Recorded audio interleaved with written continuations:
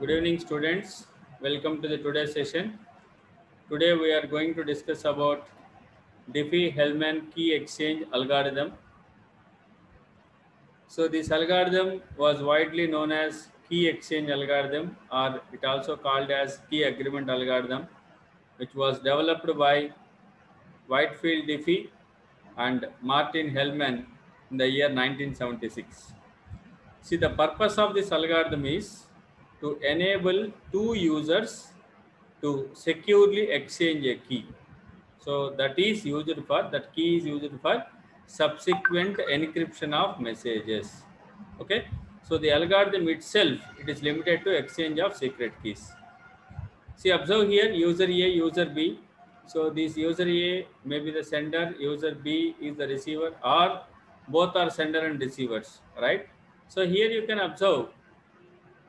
So before sending the message through the network, it will encrypt the data. So it will encrypt the data. See, when it is encrypted, there is a security while the data is transmitted in the network. So before encrypting the data, what we perform here, we will calculate the values.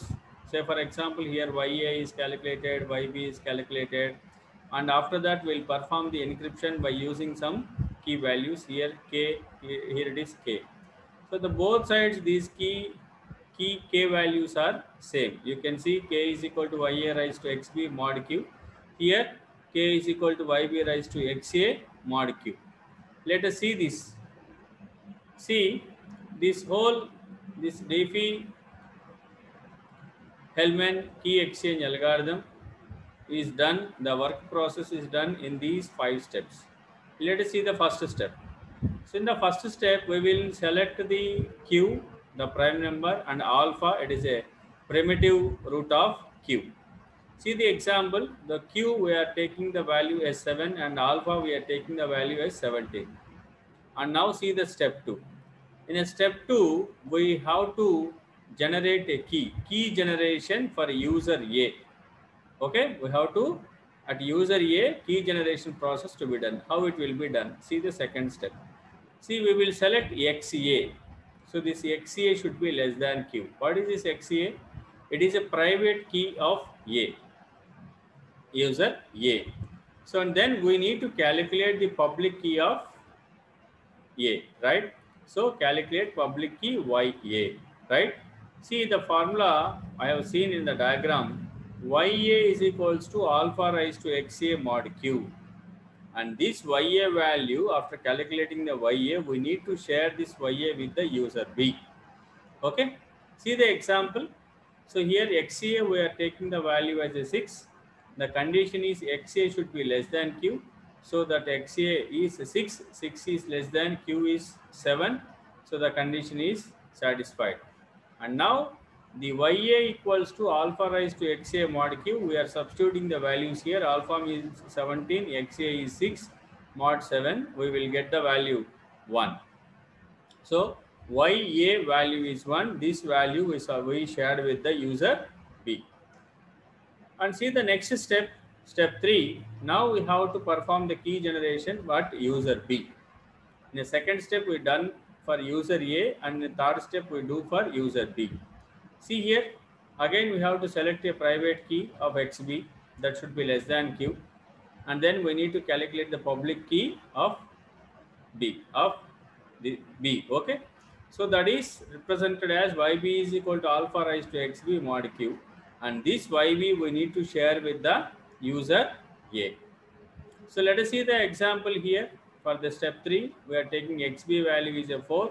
So the 4 is less than 7. The condition is satisfied. And now YB is equal to alpha raised to XB mod Q. So here we substitute the values. Alpha is a 17, XB is a 4, mod 7. So we get the output 4. Now the YB value is 4. This YB value is shared with A, user A. Okay. And see the step 4. So we are calculating the secret key by user A in a step 4. So for that, what is the formula? K is equals to YB raised to XA mod Q. So if you take the example, K is equal to YB raised to XA mod Q. YB value is 4, XA is 6, mod Q means 7. So we will get 1. Okay, the secret key value is 1 for the user A. Similarly, in a step 5, we will calculate the secret key by user B. So by substituting the values in this formula, k is equal to ya raised to xb mod q. So here ya value is 1 power 4, xb means 4, mod 7, so it gives the 1. So here also the secret key by user B is 1. So by user A it is 1, and also by user B it is also 1. So both are same. Both are same. See, the same secret key generated both sides. The same secret key generated at both sides that we were seen now in a step-by-step process. And let us see this in this diagram which we already seen, and we will see once again the same secret key is generated at the both the sides. See here, we are taking this value k is equal to yb raised to xa mod q. We are taking this and we prove this one. See here, in the place of yb, I am substituting this value alpha raised to this one, alpha raised to xb mod q. So this value is substituted here in the place of yb. So after that, so alpha xb raised to xa mod q, it is simplified, and again you are just changing this. Alpha xb and xa is changed, alpha raised to xa into raised to xb mod q. See here, and this one can be written as alpha raised to xa mod q power raised to xb mod q. And now this value is in this place, we can give ya, because ya equals to alpha raised to xa mod q, that you can substitute here. Then ya raised to xb mod q is the value. You can observe this. You can find here, that is k is equal to ya raised to xb mod q. So it is equals to k. Okay. See here, you have taken k. Again, you proved that k is equals to k here. It means the same secret key is generated at the both the sides. At the both the sides. So that is shown here. Okay. So that is about Diffie-Hellman key exchange algorithm. And now the next algorithm is digital signature algorithm. We call it as a DSA.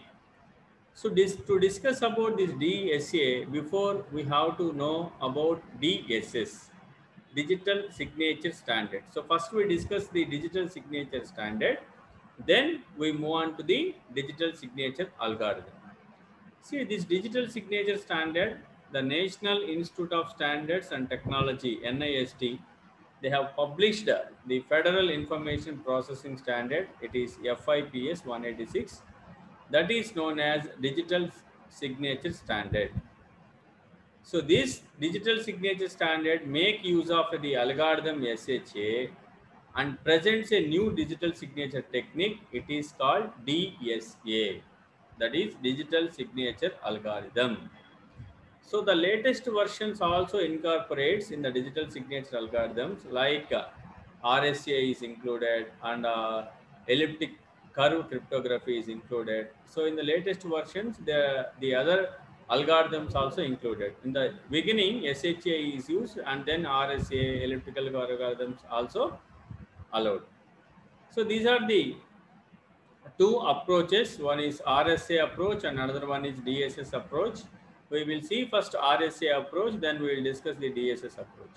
So here you can see in the diagram, here the security that for the DSS approach is more.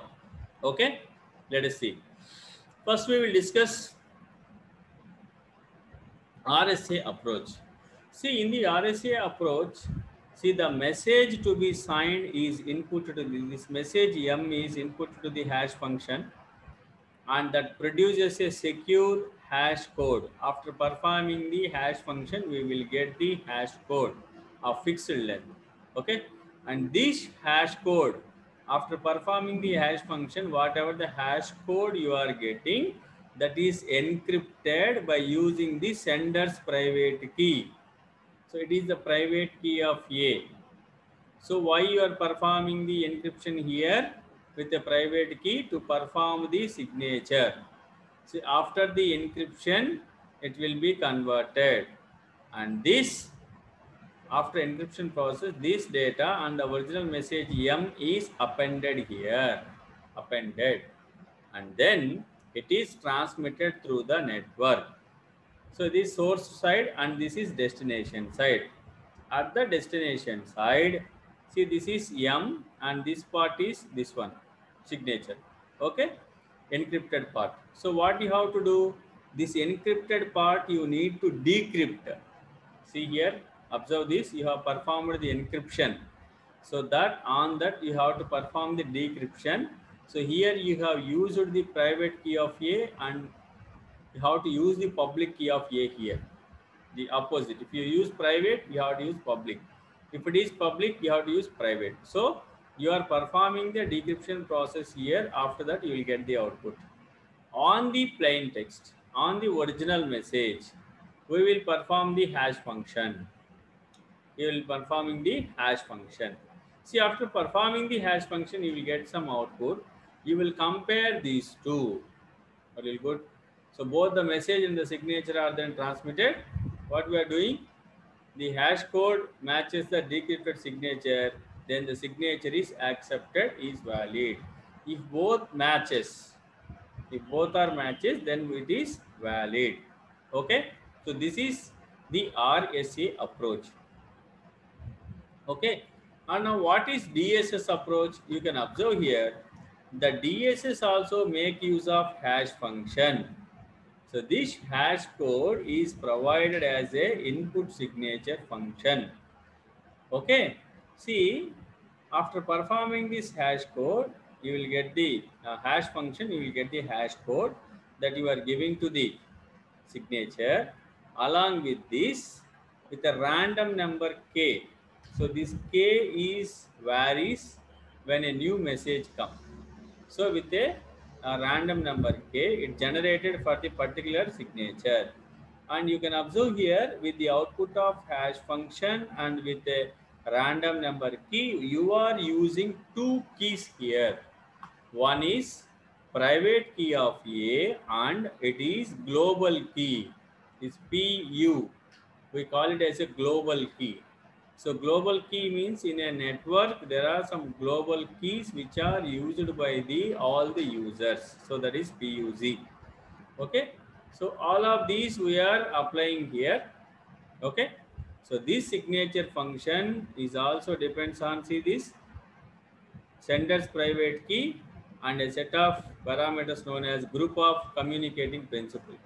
After this output, you are appending here this output with the original message M. Okay, it is a set. So, and now the result is signature consisting of two components. So we are sending, transmitting here. The M is the original message. So here it is labeled as S and R at the receiving end. Okay. So the hash code of the incoming message is generated. See here, the hash code is generated. And then the signature is input to the verification function. So you are performing hash function, you are giving that to the verification, and yes, the verification function, the signature is giving to the verification function, and this verification function also depends on global public key, so as well as sender's public key, PUA. Okay, so which is paired with the sender private key. So by using all of these, we are performing the verification. So this output of the verification function will get a value that is compared with the signature component R. Okay, see here, the R is taken. So now you are comparing these two values. After the verification, you will get a value, and this R component you are taking and you are considering and comparing the both. Okay, so the signature function has such only the sender with the knowledge of the private key would have the produce the valid signature. So If both are equal, then it is the valid signature, otherwise not. So this is the DSS approach. So we have seen RSA approach and then DSS approach. See here, now we are going to discuss about the digital signature algorithm. In the digital signature algorithm, the first step is key generation process. In the key generation process, first we focus on global public key components. The PQG are the global public key components. So these meaning of the global public key components is in the network, all the users are connected with each other, right? And the value of this PQZ are same for all the users in the network because it is a global public key components. It is common to all the users. These any user can use these global public keys. Okay, and then user's private key. So it is represented with an X. It is a user private key we use to perform the encryption. Okay, and then user's public key. To the user's private key will perform the public key. See here, y is equal to g raised to x mod q. So these are the keys which we use in the which we will generate in the key generation process. That is the first step. And see the second step, it is create digital signature. The second step is create digital signature. So how to create? Let us see this diagram. You see, k is equal to random, some random value. So when you take the another message, for each message, the key value, this k value will be changed. So observe this diagram. Here we have two functions. We have to discuss about the function f1 first. See the message, the original message is on the original message we are performing the hash function. So after the hash function we will get the hash code that is given to the f1. To this we are giving the some constant value k to this f1, and also see we are taking the output of f2 to the f1. So what is f2? This f2 is using, you can see p, q, g. What are these? What are these? Just now I have told you this p, q, z are the global public keys. We are using these global public keys in the function f2 along with the constant value k. Okay, or we can say it is a random integer value k we are using here, and then we'll produce the output, and that is r part. Okay, and this output is also given as a one of the input to the f1. Okay, and in this f1 we are taking the hash code, this a random value k and the output of f2, along with we are using the private key of the sender x, and q is the a global public key. By using all of these, the function is performing, and then we will get the S component. So here it is a digital signature. We are creating the digital signature. This pair we call it as a digital signature. S component and R component, both we call it as a digital signature. Okay, signing. So it is represented here S equal to R equal to. So what we have performed this on this diagram we mentioned here.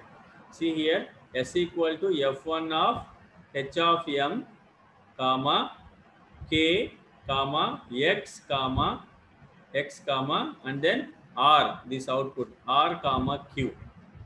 Okay, this is what we were done on S.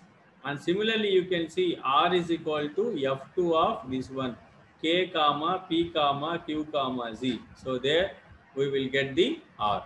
Okay, so second step is we have created the digital signature. We have created the digital signature.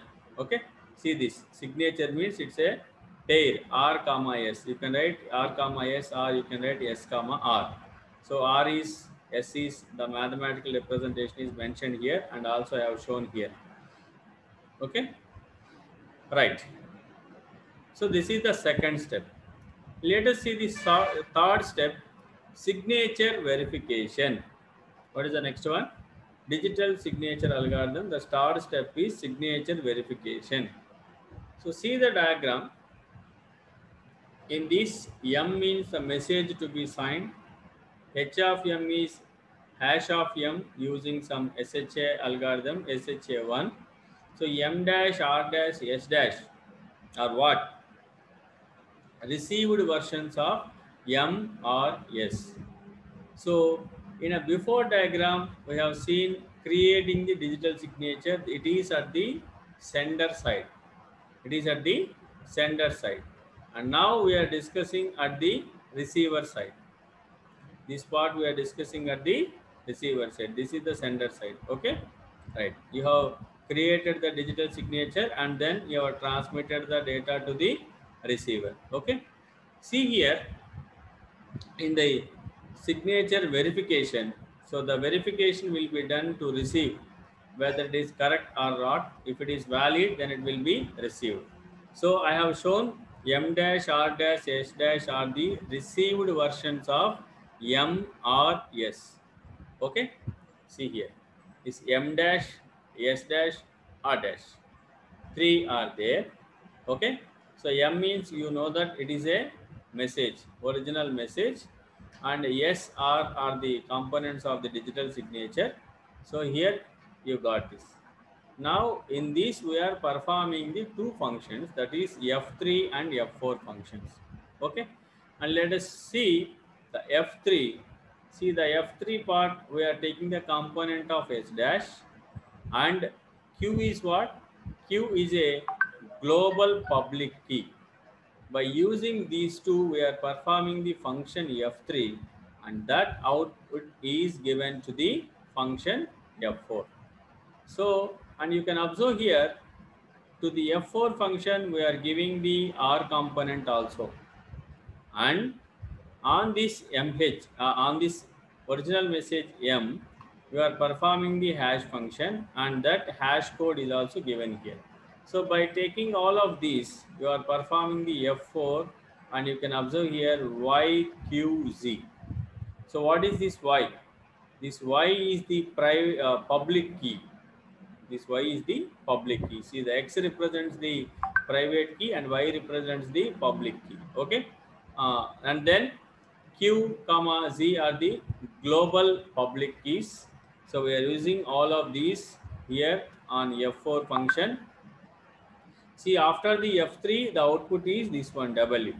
That means S dash of inverse mod Q that you will get here, that you are giving it as a input to the function F4. So after performing all of these values, after calculating all of these values, we will get the output value V. We'll get the output value V. Okay. And now this V part is compared with the R dash. Compared with the R dash. See here, you are testing the V is equals to R dash. If both are equal, then it is valid. Then it is valid. So then you will consider this. Okay. So this is about the digital signature algorithm. Okay. So if you have any doubts, you can share or you can ask me. I'll clarify. So in the next class, we will discuss the next algorithm. Okay. Thank you.